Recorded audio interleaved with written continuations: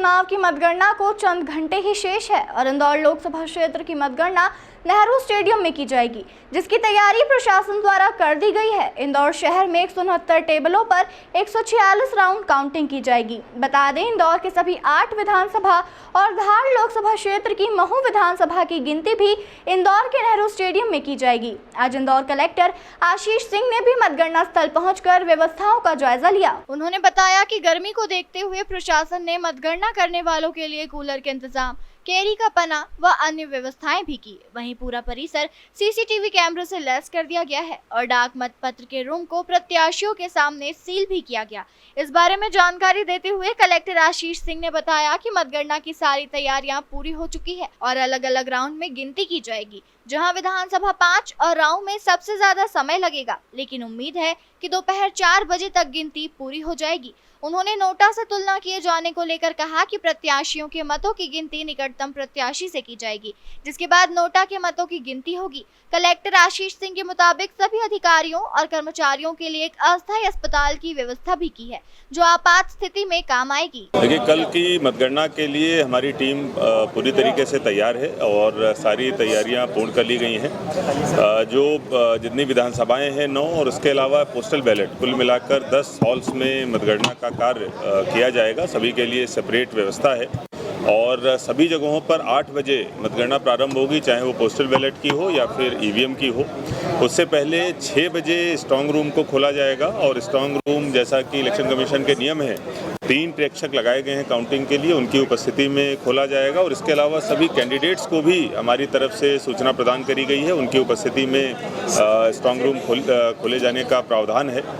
लगभग 700 के आसपास कर्मचारी हमारे काउंटिंग ऑफिशियल्स के रूप में लगाए गए हैं। सभी की 2 चरणों की ट्रेनिंग हम लोगों ने करी है। इसमें हैंड्स ऑन ट्रेनिंग भी हुई है, जिसमें कंट्रोल यूनिट के माध्यम से उनको बताया गया है कि किस तरीके से काउंटिंग करनी है, जिससे किसी प्रकार की त्रुटि ना हो।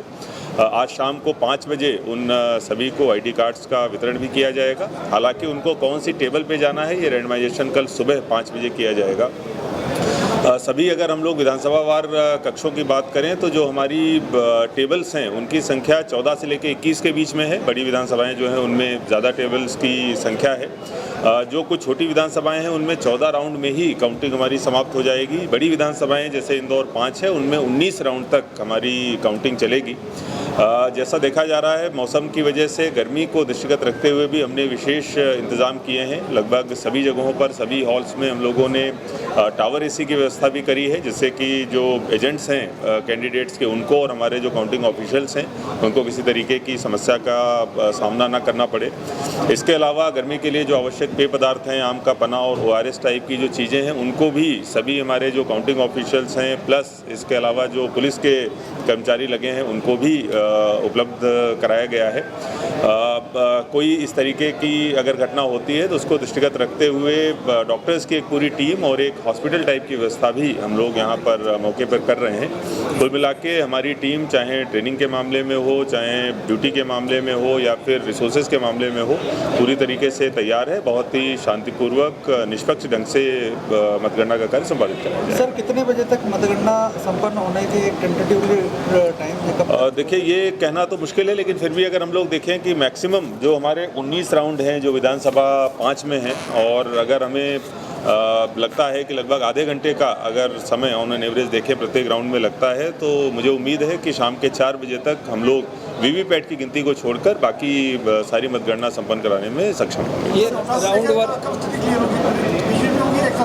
देखिए, प्रत्येक राउंड के बाद में जो टेबुलेशन है वो किया जाता है और टेबुलेशन इनकोर पर किया जाता है, जिसकी जानकारी समय समय पर आप लोगों को उपलब्ध कराई जाएगी प्रत्येक राउंड के बाद। सर, विनिंग कैंडिडेट का विनिंग मार्जिन नोटा से माना जाएगा या जो उसके नियरेस्ट राइवल जो होगा, जिसको हाईएस्ट वोट मिलेगी, उससे माना जाएगा? देखिए, इसमें जो प्रावधान है, जो नियरेस्ट कैंडिडेट है उसके माध्यम से, उसके काउंट जो है उससे किया जाएगा और जो भी इलेक्शन कमीशन के दिशा निर्देश होंगे इस संबंध में उनका पालन किया जाएगा।